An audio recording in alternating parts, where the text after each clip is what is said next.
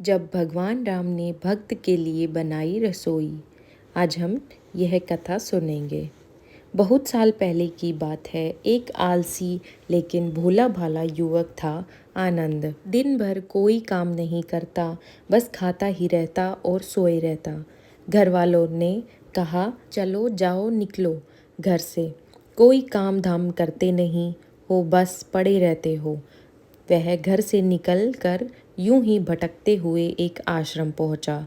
वहां उसने देखा कि एक गुरुजी हैं।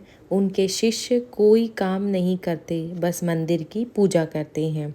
उसने मन में सोचा, यह बढ़िया है, कोई काम धाम नहीं करना, बस पूजा ही तो करना है। गुरुजी के पास जाकर पूछा, क्या मैं यहाँ रुक सकता हूँ? गुरुजी बोले, हाँ, क्यों नहीं, लेकिन मैं कोई काम नहीं कर सकता हूँ। गुरुजी बोले, कोई काम नहीं करना है, बस पूजा करनी होगी। आनंद बोला, ठीक है, वह तो मैं कर लूँगा। अब आनंद महाराज आश्रम में रहने लगे। ना कोई काम, ना कोई धाम, बस सारा दिन खाते रहो और प्रभु भक्ति के भजन गाते रहो। महीना भर हो गया। फिर एक दिन आई एकादशी। उसने रसोई में जाकर देखा, खाने की कोई तैयारी नहीं। उसने गुरुजी से पूछा, आज खाना नहीं बनेगा क्या? गुरुजी ने कहा, नहीं, आज तो एकादशी है, तुम्हारा भी उपवास है। उसने कहा, नहीं, अगर हमने उपवास कर लिया तो कल का दिन ही नहीं देख पाएंगे हम नहीं कर सकते उपवास, हमें तो भूख लगती है। आपने पहले क्यों नहीं बताया? गुरुजी ने कहा, ठीक है, तुम ना करो उपवास, पर खाना भी तुम्हारे लिए कोई और नहीं बनाएगा, तुम खुद बना लो। मरता क्या न करता। गया रसोई में। गुरुजी फिर आए। देखो, अगर तुम खाना बना लो तो राम जी को भोग जरूर लगा लेना और नदी के उस पार जाकर बना लो रसोई।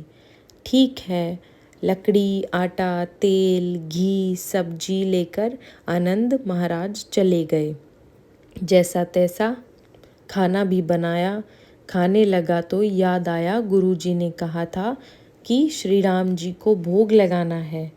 लगा भजन गाने, आओ मेरे राम जी, भोग लगाओ जी। प्रभु राम आइए, श्री राम आइए, मेरे भोजन का भोग लगाइए। कोई ना आया तो बेचैन हो गया कि यहाँ तो भूख लग रही है और राम जी आ ही नहीं रहे। भोला मानस जानता नहीं था कि प्रभु साक्षात तो आएंगे नहीं, पर गुरुजी की बात मानना ज़रूरी है। फिर उसने कहा, देखो प्रभु राम जी, मैं समझ गया कि आप क्यों नहीं आ रहे हैं। मैंने रूखा सूखा बनाया है और आपको तरमाल खाने की आदत है, इसलिए नहीं आ रहे हैं। तो सुनो प्रभु, आज वहाँ भी कुछ नहीं बना है, सबका एकादशी है। खाना हो तो यह भोग ही खा लो। श्री राम अपने भक्त की सरलता पर बड़े मुस्कुराए और माता सीता के साथ प्रकट हो गए। भक्त असमंजस में था। गुरुजी ने तो कहा था कि राम जी आएंगे, पर यहाँ तो माता सीता भी आई हैं और मैंने तो भोजन बस 2 लोगों का बनाया है। चलो कोई बात नहीं, आज इन्हें ही खिला देते हैं। बोला, प्रभु मैं भूखा रह गया, लेकिन मुझे आप दोनों को देखकर बड़ा अच्छा लग रहा है।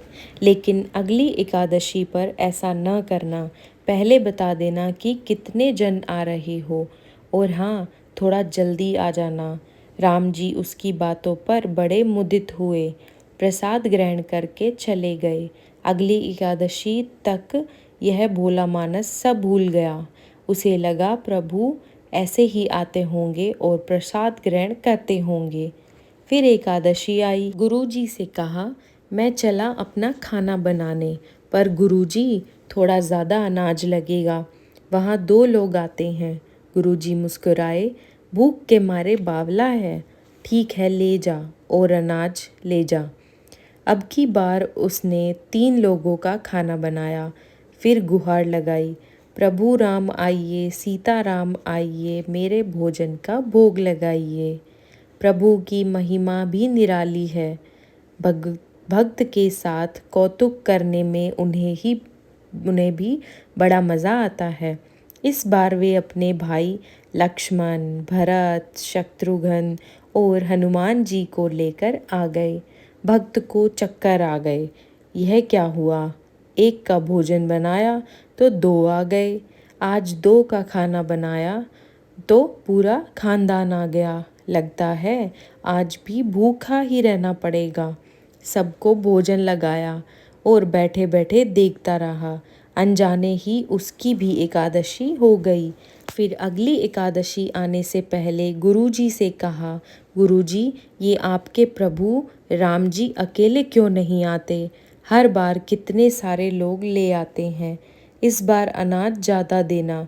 गुरुजी को लगा कहीं यह अनाज बेचता तो नहीं है, देखना पड़ेगा जाकर। भंडार घर में जाकर कहा, इसे जितना अनाज चाहिए दे दो, और छुपाकर उसे देखने चल पड़े। इस बार आनंद ने सोचा, खाना पहले नहीं बनाऊंगा, पता नहीं कितने लोग आ जाएं, पहले बुला लेता हूँ, फिर बनाता हूँ। फिर टेर लगाई, प्रभु राम आइए, श्री राम आइए, मेरे भोजन का भोग लगाइए। सारा राम दरबार मौजूद। इस बार तो हनुमान जी भी साथ आए, लेकिन यह क्या, प्रसाद तो तैयार ही नहीं है। भक्त ठहरा भोला भाला, बोला, प्रभु इस बार मैंने खाना नहीं बनाया। प्रभु ने पूछा, क्यों? बोला, मुझे मिलेगा तो है नहीं, फिर क्या फ़ायदा बनाने का, आप ही बना लो और खुद ही खा लो। राम जी मुस्कुराए, सीता माता भी गदगद हो गई उसके मासूम जवाब से। लक्ष्मण जी बोले, क्या करें प्रभु? प्रभु बोले, भक्त की इच्छा है तो पूरी करनी पड़ेगी, चलो लग जाओ काम से। लक्ष्मण जी ने लकड़ी उठाई, माता सीता आटा सानने लगी। भक्त एक तरफ बैठकर देखता रहा। माता सीता रसोई बना रही थी तो कई ऋषि मुनि, यक्ष, गंधर्व प्रसाद लेने आने लगे। इधर गुरुजी ने देखा खाना तो बना नहीं, भक्त एक कोने में बैठा है। पूछा, बेटा क्या बात है, खाना क्यों नहीं बनाया? बोला, अच्छा किया गुरुजी आप आ गए, देखिए कितने लोग आते हैं प्रभु के साथ। गुरुजी बोले, मुझे तो कुछ नहीं दिख रहा तुम्हारे और अनाज के सिवा। भक्त ने माथा पकड़ लिया, एक तो इतनी मेहनत करवाते हैं प्रभु, भूखा भी रखते हैं और ऊपर से गुरुजी को दिख भी नहीं रहे, यह और बड़ी मुसीबत है। प्रभु से कहा, आप गुरुजी को क्यों नहीं दिख रहे हैं? प्रभु बोले, मैं उन्हें नहीं दिख सकता। बोला, क्यों? वे तो बड़े पंडित हैं, ज्ञानी हैं, विद्वान हैं, उन्हें तो बहुत कुछ आता है, उनको क्यों नहीं दिखते आप?